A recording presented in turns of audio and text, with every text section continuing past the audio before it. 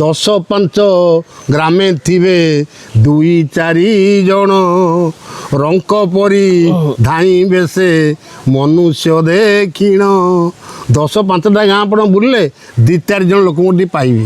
ଯଦି ଗୋଟେ ଲୋକ ସେ ଦେଖିବେ ତେଣୁ ଏତେ ରଙ୍କ ଭଳିଆ ତା ପାଖକୁ ଧାଇଁ ଯିବେ। ଭାଇ ତୁମେ କେଉଁଠୁ ଆସିଛ, କେଉଁଠି ରହିଛ, କେମିତି ଚଳୁଛ, କ'ଣ ଖାଉଛ, କେମିତି ବଞ୍ଚୁଛ, ଆମେ ଏଠି କେମିତି ପାଣି ପିଇ ପିଇକି ବଞ୍ଚୁଛୁ, କେମିତି ଆମେ ଟିକେ ରକ୍ଷା ପାଇବା, କେମିତି ସୁବିଧା ଟିକେ କର।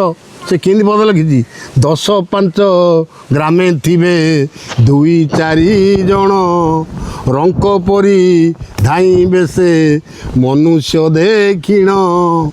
କଳି ଉପଦ୍ରବ୍ୟ ନଷ୍ଟ ହେବ ଏହି କାଳେ ସନାତନ ଧର୍ମ ଧ୍ୱଜା ଉଡ଼ିବ ମହିରେ। ବୋଲେ କଳିର ଉପଦ୍ରବ ଏହି ସମୟରେ ନଷ୍ଟ ହେବ।